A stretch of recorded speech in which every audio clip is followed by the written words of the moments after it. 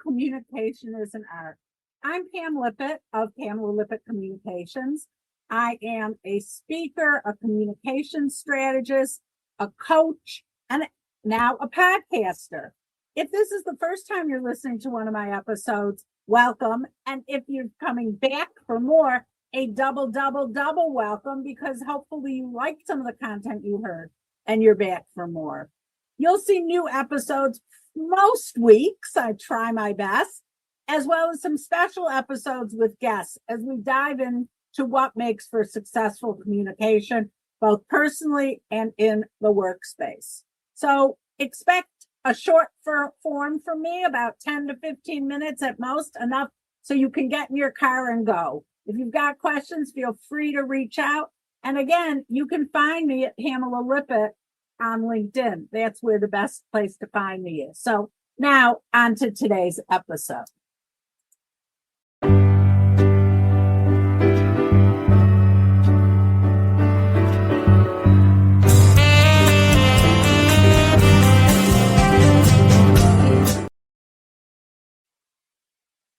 Hey everyone, welcome to this episode of Communication is an Art. I'm calling my episode today, Bring Your Own Chair. And you'll understand why as we dive a little deeper into the nuggets of leading from any seat in the room. So in our last episode, I talked about Shirley Chisholm's favorite quote, or one of my favorite quotes of hers. If there isn't a seat at the table for you, bring your own folding chair.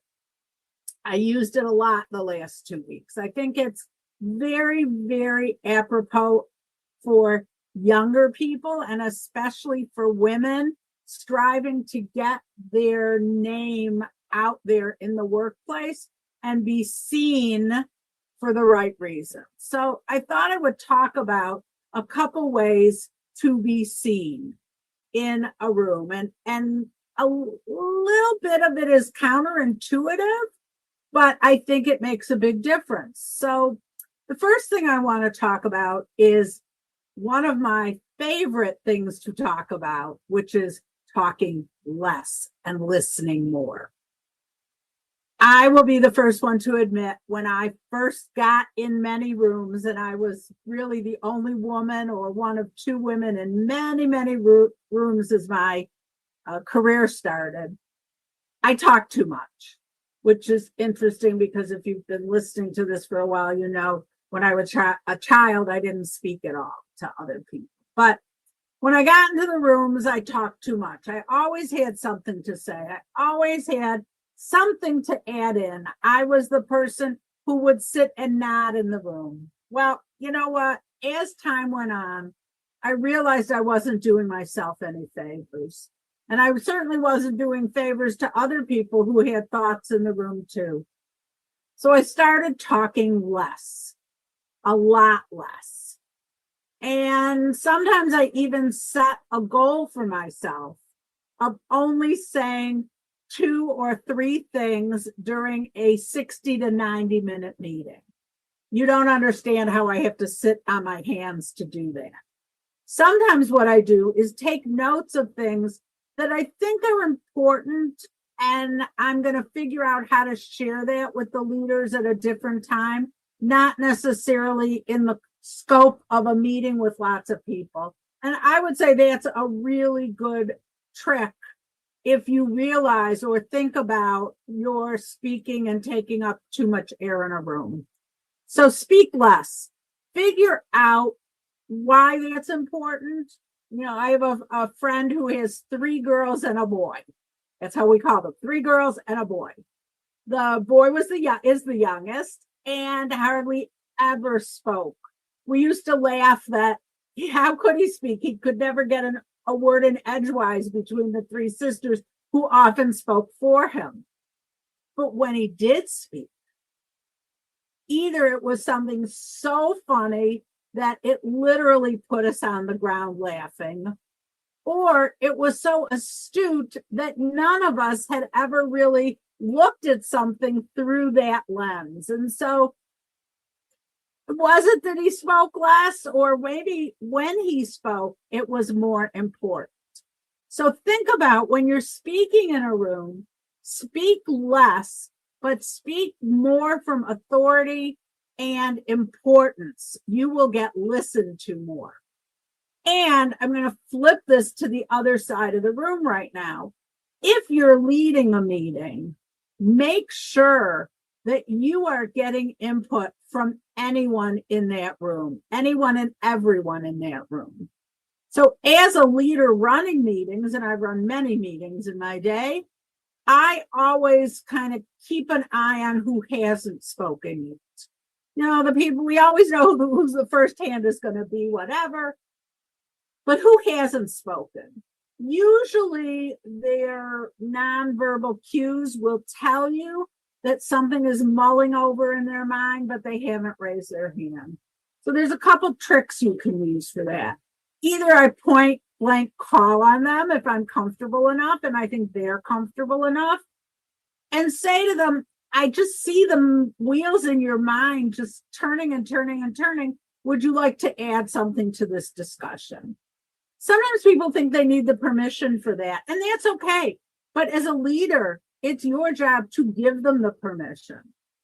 The other thing is to slow down a meeting where people are talking too much, where the same people are talking too much, and say, okay, we want to hear some from other voices in the room right now. If you haven't spoken and you want to add something, this is a great time. Again, it's giving permission, it's giving the interest, it's showing the other people that you have noticed them through all the noise. So make sure that if you're the person who needs to say something, you're saying it at the right time and in the right framework. One of the other things that I always do, I have always done, is when I recognize there's a shortfall or something I don't like that's going on, I never come into the conversation with just what's wrong. To me, saying just what's wrong is really a complaint. I always end the sentence with, we could think about this, this, and this. Present options for solutions. Then you will be seen as the person who has ideas, not the person who complains. And you can even say, I don't know if this is the right answer, but there is a better answer out there, and perhaps we can talk about it.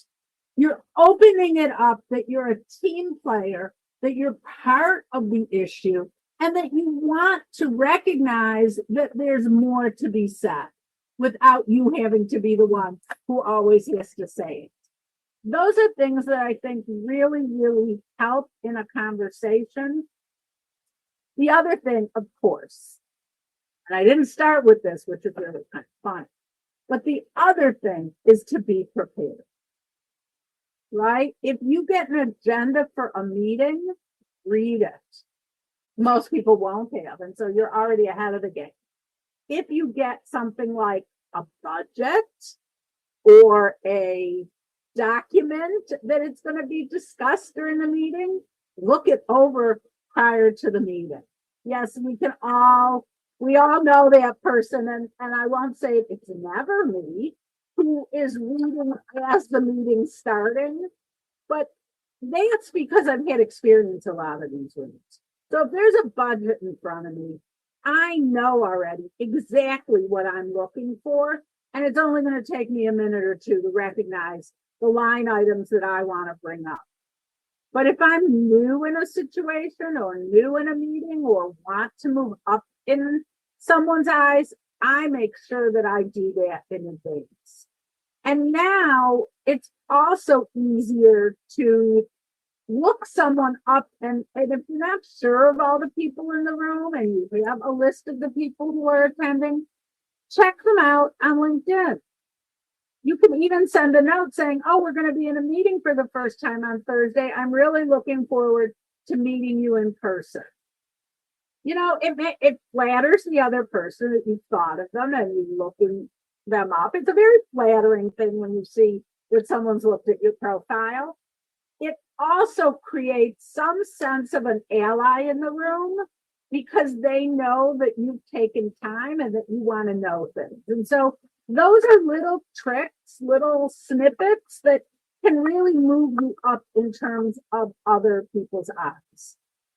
The other thing is to volunteer, especially if you're new at something. Volunteer. Use the strengths you come to the table with, even if you have to bring your own chair to get to that table, but use your strengths. And if you're really in a new situation, I almost always volunteer to do registration. It's a pain sometimes, getting those cards alphabetized, waiting while people are in a long line. But you meet every single person at an event. You have an opportunity before a program starts to exchange business cards, to say, oh, I saw that you registered. I'd love to follow up with you after the program. Here's my card. Let's find a place to connect. You have now brought your seat, brought your chair to their table. So there's lots of different tables out there. There's lots of different things that we do that can make the situation less stressful, more concrete, more concise as always. Did I mention that when you speak, you should be concise? That's the plan. Be concise. Take words out. Finish a thought and finish it. We all know those people when we're listening to them and we think, okay, they're coming to the end. And it sounds like there was a period at the end of that sentence, at the end of that paragraph, but it was only a pause. Be the person who says what they want to say and stops talking. So that's my advice for bringing your own chair to the table and then hopefully getting invited back, because that's really the true test that you've succeeded.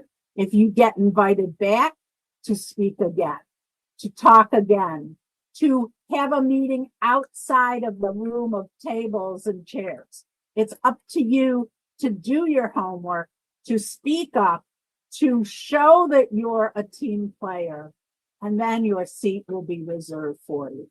So that's all for today's episode. I think it was enough. We're at 11 minutes. That's usually my goal. So I will see you again next time. Make sure you have a nice comfy chair out there. Bye.